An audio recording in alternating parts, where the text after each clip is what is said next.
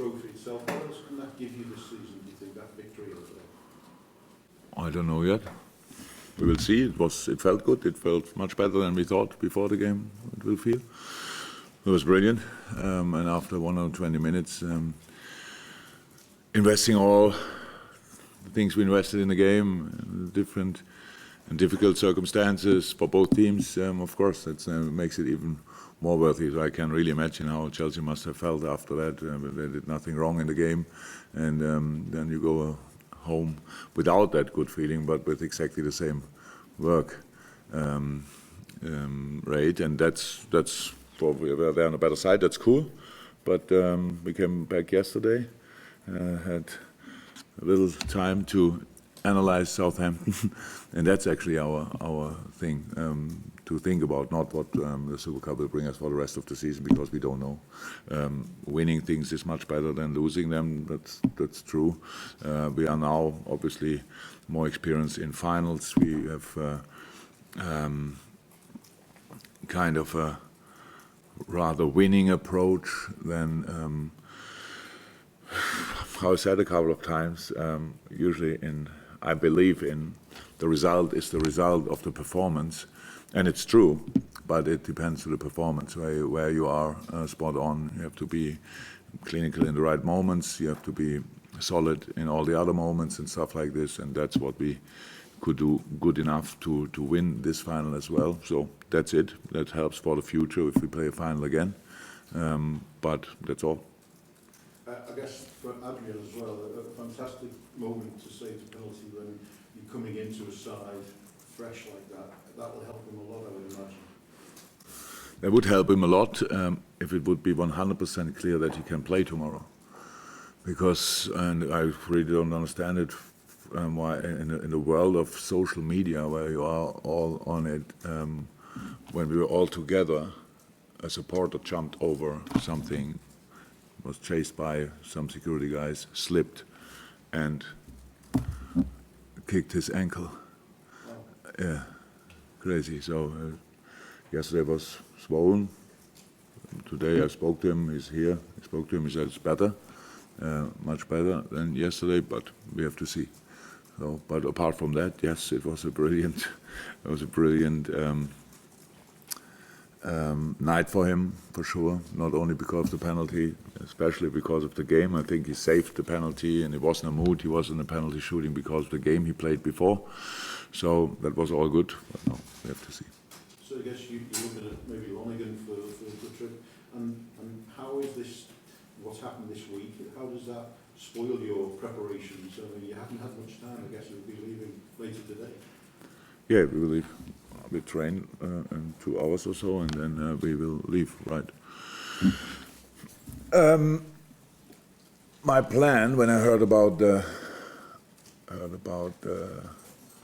fixtures, so was to win on Wednesday, to win on Saturday, and to speak about it after that. Because if you speak about it earlier, it sounds like you're looking for excuses. I don't. We don't. It's like it is, but everybody who looks at it, it was it right that we played on Friday and Chelsea on Sunday? No. Was it now? And the other thing we cannot change.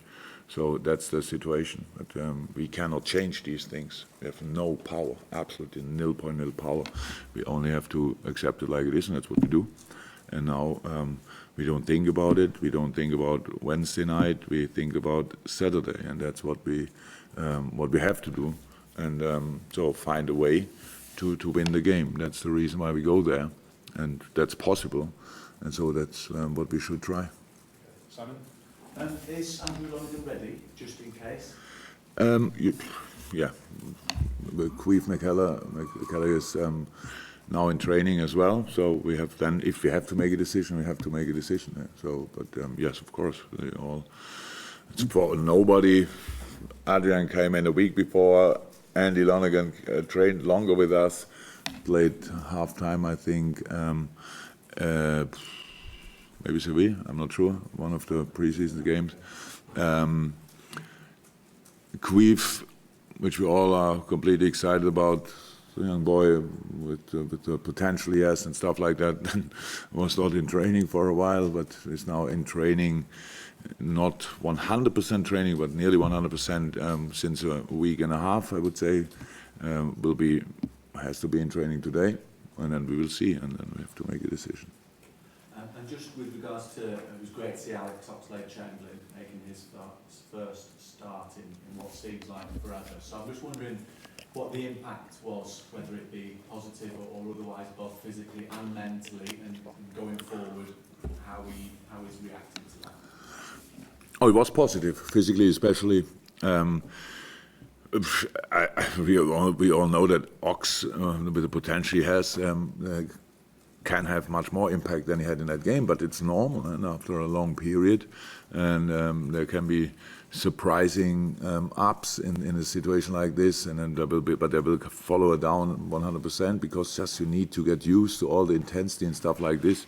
Position he didn't play for a while. Yes, in preseason, played it from time to time.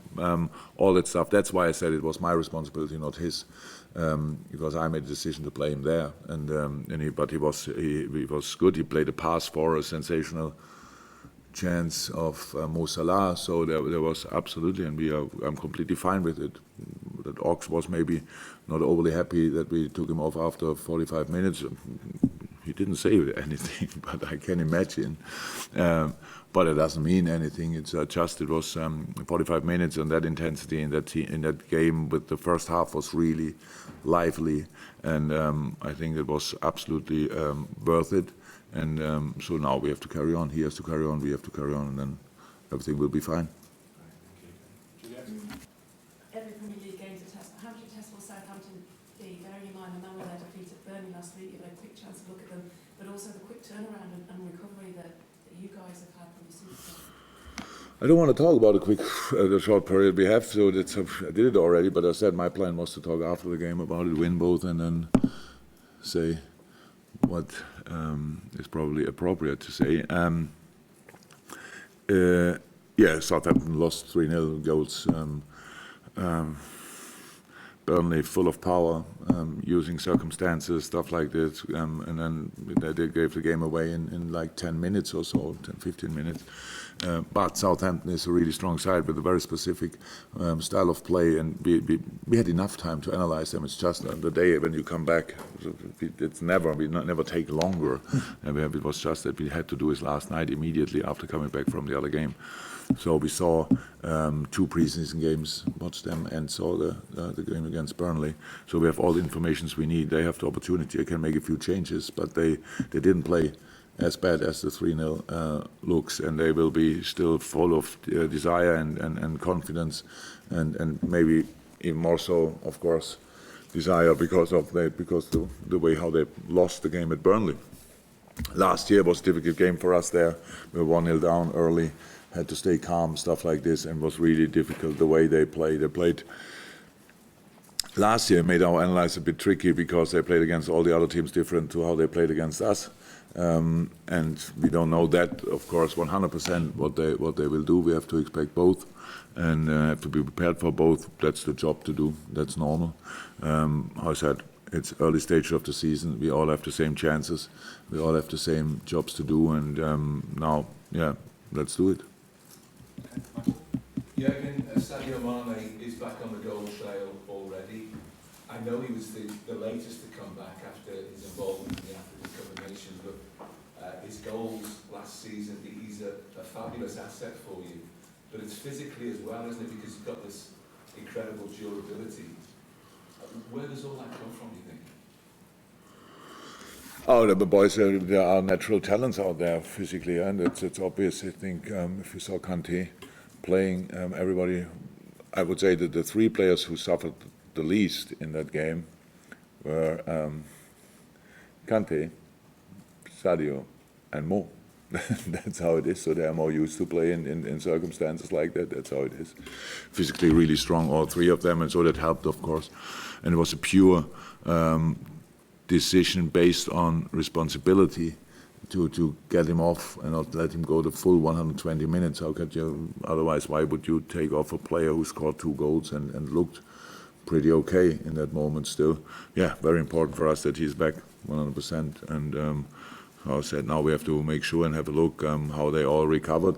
We saw each other yesterday when we left the plane, and now I will see them in an hour or so, and then we have to make decisions there as well. But brilliant. The first goal with Bobby together, pure will. And the second goal with Bobby together, pure extra class. That's just was just unbelievable.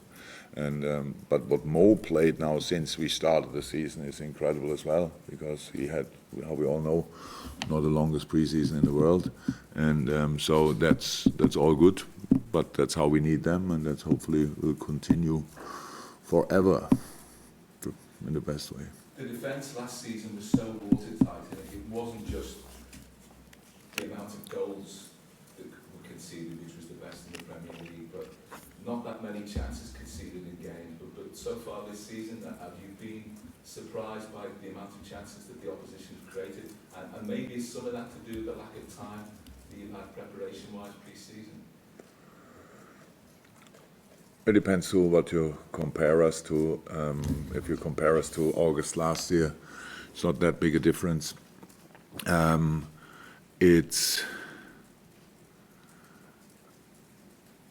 two things. I'm not sure how you felt after the game against Chelsea, because it's the thing is they had a lot of finishes when they were offside, and they don't whistle them off when they don't go in the goal.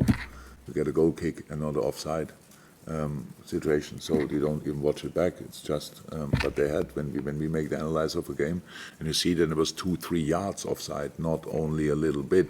So it means that's good defending, but they still have a finish, which everybody counts. If not here, then you count it here. You feel, and again, a chance they had, again a shot and stuff like this. We know that we have to improve. We know that we have to do a couple of things, but that few things will just come because we are then longer together, had different situations, get used to it again.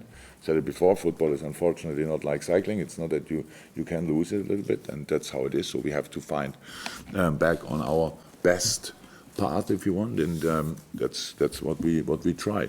But I said, especially in the early stage of the season, you always have to find a way to win the game. That's all what you have to do. And we played City, obviously one of the best teams, if not the best team in the world. We played Chelsea. I think everybody who thought they cannot play football anymore learned it now better. They have an outstandingly good team and full of skill and all that stuff. And we played Norwich, which they had chances, but that's normal for the start of the season. We scored for, and then we didn't react exactly like you wish for, but that's normal as well. We need to get used to that as well, to control a game and in a better way, stuff like this, and that's all normal. It's all about analyze is important, criticism is sometimes important, but it's all about getting used to the situations again, work on the details, and then everything will be fine. We didn't get worse over the summer in defending. Why should we? There's no reason for that. It's just other teams have good players as well, and we respect that. If everybody else respects that as well, everything is okay. Okay, Pierre, have you got anything? Yes? Jurgen, just going back to Adrian, was it after the match during the celebrations that it happened? And was it a Liverpool fan? I mean, just sounds really bizarre, doesn't it? There were pretty much only Liverpool fans there, and it probably was one. Yeah. So it's, what can I say? It's not. I think there's no doubt about how much we love our fans. So there's no doubt about that. But if they all could stop doing that, that's now the worst example actually I so far heard about. But all these, we played against City. Somebody was running on the pitch, right? We played in that game. Somebody was running over the pitch. We had Norwich as well. City not. In this game, but in Istanbul as well, or not? Yes, on the pitch. So, it's not funny. What can I say? I know it's good use. It's like funny, and the girl in the Champions League final made obviously money with it. So I don't know what you can do against it, but it's not. I like the fact that we don't have fences in the stadium, but that means there's a lot of responsibility for the supporters as well. So If the one person cannot hesitate or stop himself, then the people around should do it and not force it, because it's not funny. In this case now, yeah, you will see it. It's possible to watch it, and it's crazy. If you see it, you think, wow, how can something like this happen? And are you waiting for the swelling to go down before you get sent for scans? Is that before you know what? We will not go for a scan, I think. Yeah, we wait for the swelling's going. It went already down. You can imagine you have that, then you fly 4 hours back, and it doesn't help swelling. So he couldn't have played directly after we landed in Liverpool. But I saw him now. It's okay. It looks better. But we have to. The decision will be made tomorrow. No chance to make it earlier. Right on the line, David, anything from you? Anything from the radios? Chris? Yes? Jurgen Klopp not be catered. He came out training on Tuesday and didn't feature on Wednesday. Yeah, not available. Not available. It's a muscle thing. We don't know exactly how long it will take, but it's not available. Neil? One of the things that a lot of people have noticed in the first few games has been a higher defensive line from the team. Do you think that's going to be more common around the league with VAR coming into the Premier League, that it rewards better organised defences to catch people offside?